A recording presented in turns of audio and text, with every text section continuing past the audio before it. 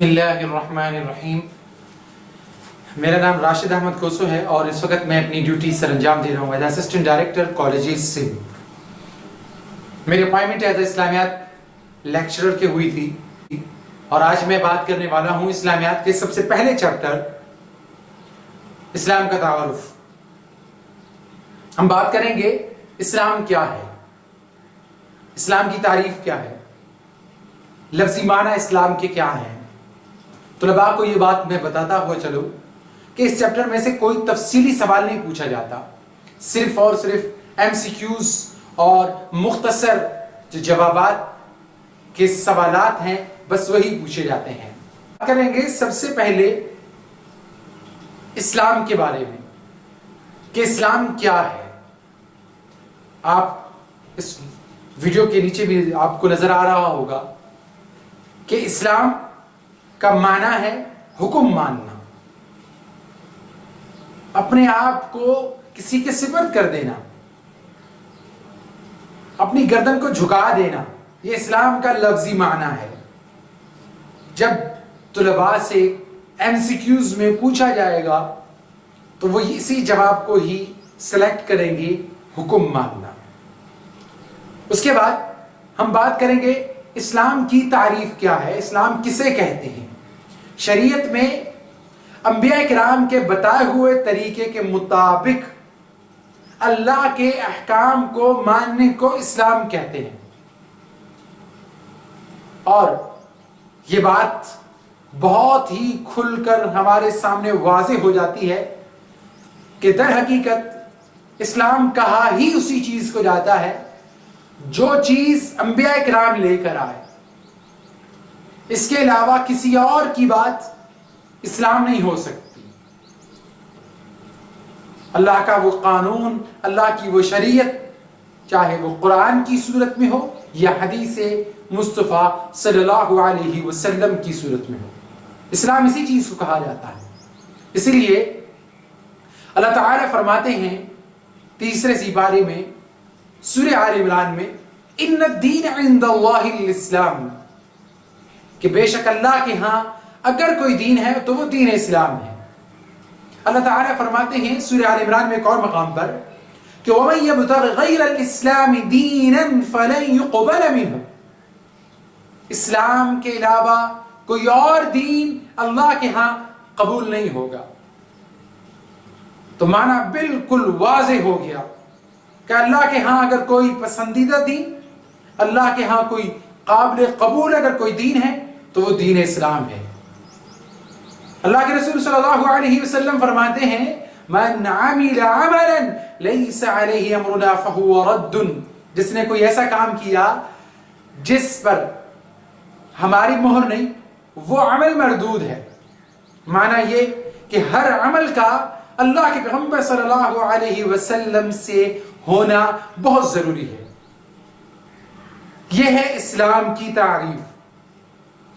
हम बहुत सारे जो तुलबा आम तौर पर जब हम बोर्ड की कॉपियों को चेक करते हैं, बच्चों से मुख्तसर पूछा जाता है, लेकिन बच्चे अपना वक्त मुख्तसर जवाबात जो कि 3 से 4 लाइन में मैक्सिमम होता है, उसको इतनी तवालत के साथ लिखते हैं कि वो अपना कीमती वक्त मुख्तसर जवाबात में ज़ाया करते हैं और तफसीली जवाब जिनको बहुत तफसील से लिखना होता है वहां पर तफसील से नहीं लिख पाते, क्योंकि टाइम की कमी के बाद जितना उनसे हो सकता है वो उतना ही लिखते हैं।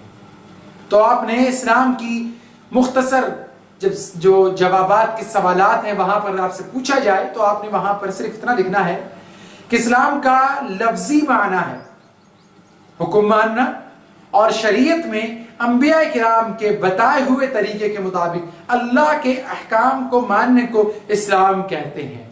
सिर्फ आपने इतना लिखना है। उसके बाद हम बात करेंगे ईमान क्या है। ईमान का माना है यकीन रखना, मानना किसी चीज को, और अल्लाह ताला की वहदानियत, रसूल अकरम सल्लल्लाहु अलैहि वसल्लम और तमाम अंबिया किराम की रिसालत को मानना, फरिश्तों पर ईमान रखना, आसमानी किताबों पर ईमान रखना, यकीन रखना, आखिरत के दिन पर यकीन रखना, और تقدیر پر یقین رکھنا کیسے؟ زبان کے ساتھ اقرار کرتے ہوئے، دل کے ساتھ مانتے ہوئے، اور عمل کے ذریعے کر کے دکھلانے کا، جہاں باری ہو وہاں پر عمل کے ذریعے کر کے دکھلانے کا نام ایمان ہے۔ یہ ایمان کی تعریف ہے۔ اور اسلام کے مطابق ایمان لاتے ہوئے آپ جو عمل کریں گے اس عمل کو عمل صالح کہا جاتا ہے۔ عمل صالح کی 3 اقسام ہیں۔ نمبر 1 عبادات، نمبر 2 معاملات، اور نمبر 3 انسان کا جو ذاتی اخلاق ہے، اخلاقیات۔ یہ 3 چیزیں عمل صالح کی اقسام۔ MCQs عام طور پر پوچھا جاتا ہے کہ عمل صالح کی کتنی اقسام ہیں، تو آپ نے 3 بتا لی ہیں۔ اور کبھی کبھار اس طریقے سے پوچھا جاتا ہے کہ اخلاقیات کس کی قسم ہے، یا پھر پوچھا جاتا ہے عبادات کس کی قسم ہے۔ اس طریقے سے بھی آپ سے جو ہے وہ MCQs پوچھے جا سکتے ہیں۔ تو آپ نے عمل صالح کی اگر آپ سے تعریف پوچھی جائے گی تو اسلام کے مطابق ایمان لاتے ہوئے انسان جو عمل کرے گا اس عمل کو عمل صالح کہیں گے۔ اب یہاں پر ایک بات بھی بالکل عیاں ہے کہ انسان کی کامیابی کے لیے اور نجات کے لیے اس عمل کا جس سے انسان کو کامیابی ملے گی اس کا اسلام سے ہونا بہت ضروری ہے، اس کا قرآن و سنت سے ہونا بہت ضروری ہے۔ ہر عمل اللہ کے پیغمبر علیہ السلام کی سنت، اللہ کے قرآن اور اللہ کے رسول صلی اللہ علیہ وسلم کی حدیثوں سے ہونا چاہیے۔ اگر کوئی عمل ایسا ہے جو کہ اللہ کے رسول صلی اللہ علیہ وسلم کی سنت سے ثابت نہیں، وہ عمل اللہ کے ہاں قابل قبول نہیں ہے۔ اس لیے ہر عمل کے لیے انسان کو چاہیے کہ وہ چیک کرے کہ آیا وہ عمل اس دورانیے میں ہوا جو دورانیہ محمد رسول اللہ صلی اللہ علیہ وسلم کا تھا۔